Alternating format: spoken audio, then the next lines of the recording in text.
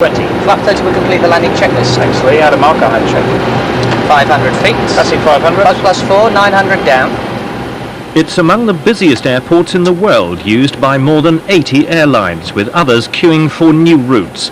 80% of the time aircraft approach over Stockport and take off over Moberly Village.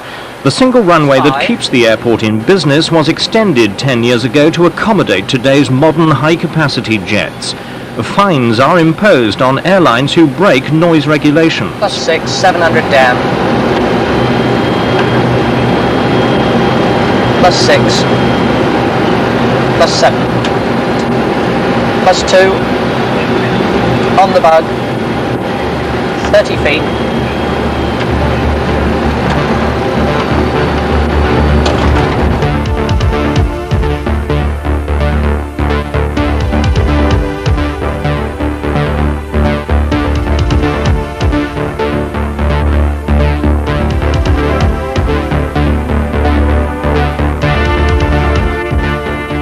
It's not uncommon at this time of the morning, or in fact in the evening rush hour, to have to wait 15 to 20 minutes for a runway slot.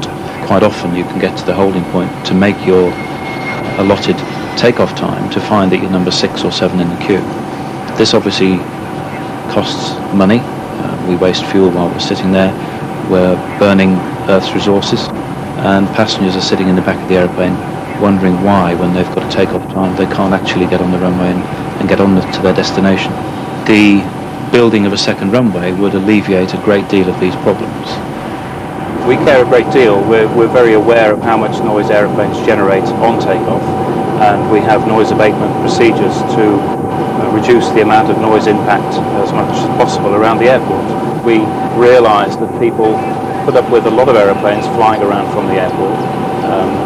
We have to fly away from the airport over some people's houses, and we are aware of that, and make as little noise as possible. 80 knots. B1. Rotate. Positive rate. You're up. From the very early days, Manchester's played a major role in the development of aviation. The city councillors thought long and hard before opting for the present site at Runway. The new Air Minister has lost no time in making his appeal for the increased personnel required by the big expansion programme of the RAF. But an airport at Liverpool was already established. In fact, when the Dutch airline KLM opened its first European route to the northwest, it wasn't to Manchester it set its compass, but to Liverpool. Despite Manchester's enormous growth, Liverpool today handles only 500,000 passengers a year. It feels dwarfed by its neighbour at the other end of the Mersey. With their own ambitious plans for growth, Liverpool's owners, British Aerospace, have joined battle to oppose Manchester's second runway. On an estuary location and with much spare land to develop, Liverpool says, why build in Cheshire when the region's second runway already exists? After what's expected to be a long public inquiry, the airport will learn next year if its plan can go ahead. If approved, Runway 2 would extend for about a mile into Cheshire, devouring 600 acres of land, several farms and historic homes. Roads and rivers would need to be diverted, ancient woodland felled, overhead power lines buried below ground. In fact, in the words of the airport's previous boss, Sir Gill Thompson, it would cause significant environmental damage. The National Trust owns 4 properties primarily affected by the development. First of all, Style Country Park, which is immediately adjacent to the runway, and Tatton Park, which lies at the end of the runway, Dunham-Massey estate, and we own some land at Moberly, comprising part of the cricket pitch there and adjacent to the cricket pitch. It will have a fundamental impact on the Trust's inalienable property, which we have a statutory duty to protect. Our first job, the National Trust's job, is to stand up at that public inquiry, defend the Trust properties, make it quite clear to the inspector and thence to the Secretary of State what environmental costs and heritage costs are involved. People say it's going to be a living hell, all these jets taking off one after another. Is that really fair, just so that people can go on holiday? If that were the situation, I'm sure that would not be really fair. That is not going to be the situation, though. That is people's worst fears, and those worst fears will not be realised. Here at Manchester, we will give people guarantees about noise levels. We are talking about noise levels in 2005 that are no worse than they were in 1992. That is because there are benefits in the way technology is going, as well as the increase in movements that we are predicting. And those two things balance out. There is a whole range of conflicting and contradictory information. There is a balance to be struck. I have a clear view about what that balance is, and people are going to be able to live with that change without major problems.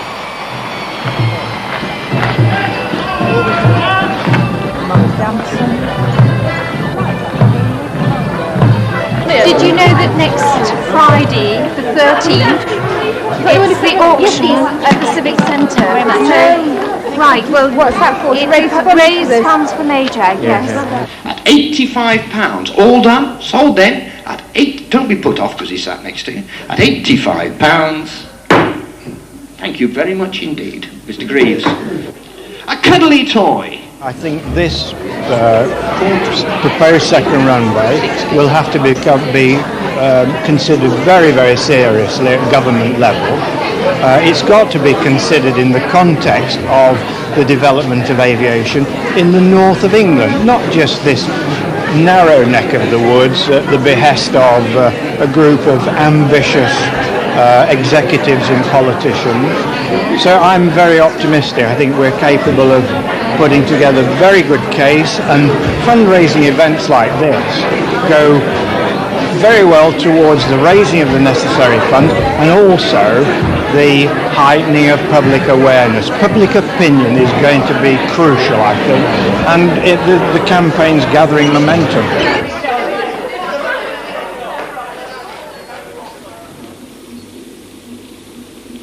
It is a Grade 2 listed building mainly because of the beams. It's got lots of history attached to it. At one point it was a tannery, and the pond at the bottom of the garden was used as a tan pit, and a poor guy was actually drowned in the tan pit in 1701. The formal garden is about 2 acres, then we have about 16 acres of field and paddock and wood. If the runway goes ahead, what will be here? This would be the end of the runway. This would be under concrete. What do the people say about that? I mean, people who know the history of the house. Well, everybody's very upset about it, and I think, in lots of respects, this is one of the buildings that people feel the most for in the area, and one of the reasons that people are really trying to fight the proposals, because they feel it's just probably won't be the same again. I've been landscape contractor for 30 years, and it's always been a hobby of mine and an ambition that I should have a reasonably nice garden. But what do you say to the airport who want to build a runway through your garden, a garden that you've lavished hours of work on? It's very difficult. I suppose you feel somewhat bitter in some ways, because a garden, it's a growing thing. You're creating it over many years, and you don't really see the final results probably for many years. So it's not an easy thing to have to start again. If we had to go, it'd be very, very difficult to find somewhere to start again. Hill House is one of 4 Grade 2 listed properties in the path of progress. Another is Hanson House around the corner. The airport promises to resite and rebuild them beam by beam. Well, the airport want to move part of the house. They don't want to move the whole house, and they don't intend moving the outbuildings. Also, if a property such as this is relocated, their plan is to relocate it on the edge, at the edge of the new runway, and of course it would not then be a listed building, so it would not be the same. The for sale signs tell their own story, but the old buildings are exceptional properties in Moberley, a village largely made up of old cottages and post-war bungalows. There are less than 20 homes involved. If you happen to live in one of those 20 homes, it's quite catastrophic. But the process of getting planning approval will also protect those people and enable them to be relocated. The 600 acres of land that's involved, the vast majority of it is low-grade agricultural land, not high-quality land.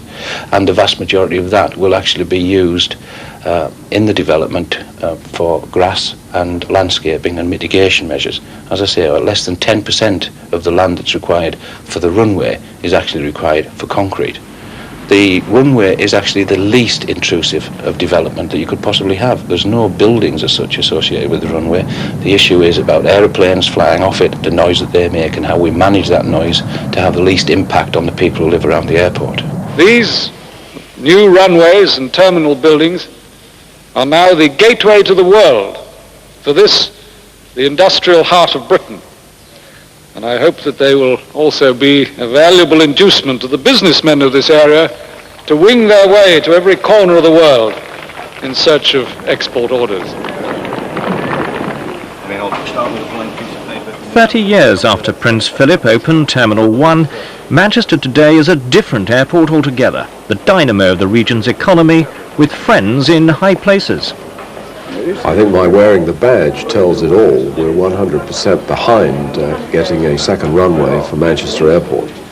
What happens if it doesn't go ahead?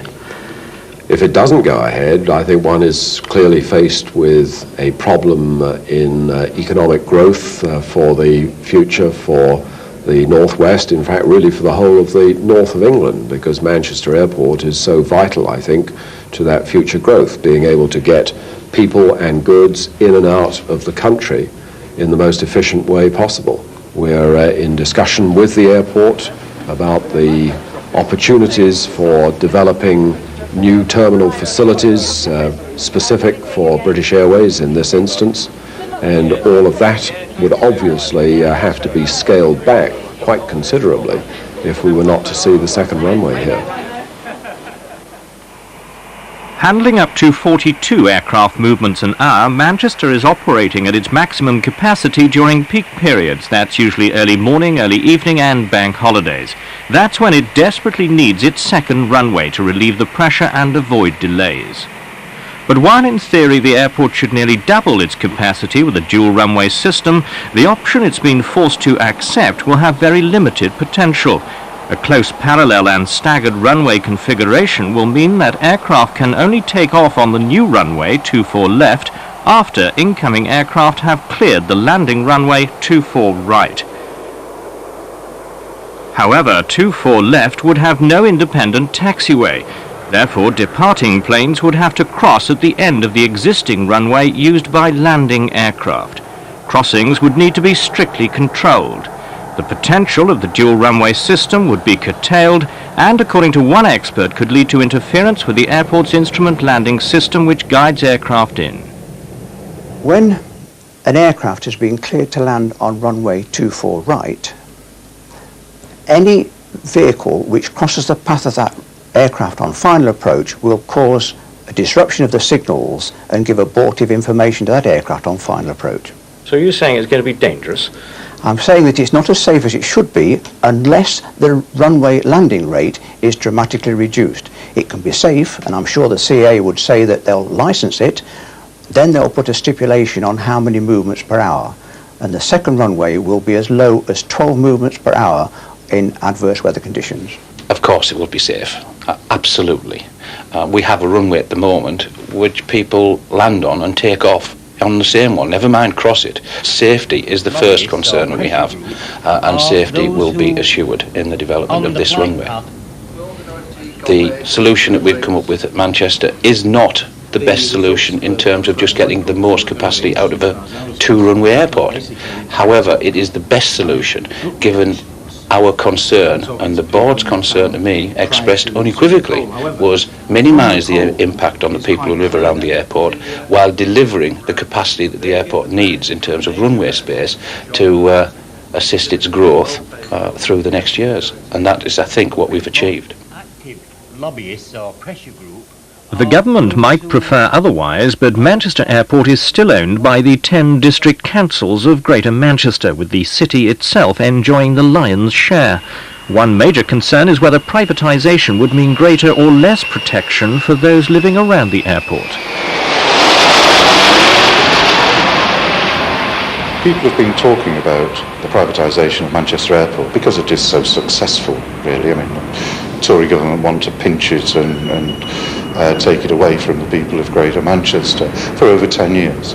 One of the reasons, and I think even those people who are opposed to the second runway would agree with this, is that it is easier to talk to elected representatives who control Manchester Airport than it is to private directors. We all do advice bureaus, we're all elected, we all fight elections, so that this issue is out in the public domain. It's hoped to invest £500 million developing Liverpool to a capacity of 12 million passengers a year. But that can only be achieved if Manchester capped its growth and shared the business across the region. Manchester does not need a second runway. It is very clear to us that the development of Liverpool Airport can play a very important role which negates the need for Manchester to have a second runway. It does not need it. Wouldn't you prefer yourself to see some of that business going to Liverpool?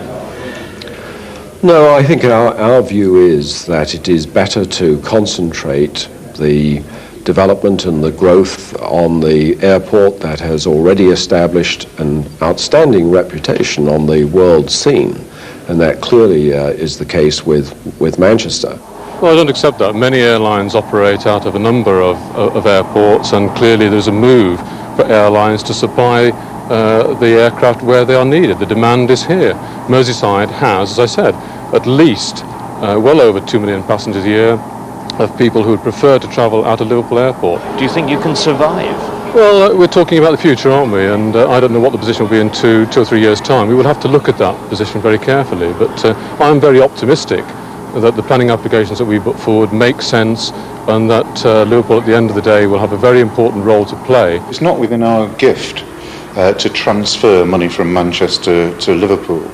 Basically, the airlines will decide where they want to fly to. If Manchester doesn't expand, those airlines won't go to Liverpool. Those airlines and the jobs that go with those airlines will go to places like Frankfurt, Amsterdam, Paris, major European hubs, London and Gatwick. Come fly with me, let's fly away. If you can use some exotic booze, there's a bar in far Bombay. Take off on it, but we didn't think anyone would actually see it. Do you use the airport? Yes, I use the airport frequently. I export chemicals, and I travel a lot to South America particularly, and I always travel out from Manchester. So expansion of the airport would surely be of some benefit to you and your business? Well, I mean, there's another alternative, which is to use Liverpool for charter flights and to leave Manchester the way it is, which I'm sure would be acceptable for everybody. Can I ask you, do you think that, you know, an event like this is going to stop the runway? I think all the funds that are going to accumulate from dues like this will help to fight the cause. I mean, it publicises the runway. I think you can't have too much publicity. The runway? Yeah. Is it going to affect you? Very seriously, yes. Noise and probably infrastructure when they build up all the warehouses and other services. Yeah, sure. Devastate the place. It starts early morning, carries on, and if you have a conversation, you have to stop talking. It won't stop the runway, no, but it might help in the fight to stop the runway. No one thing is going to stop the runway, but it might add impetus. I use it for business.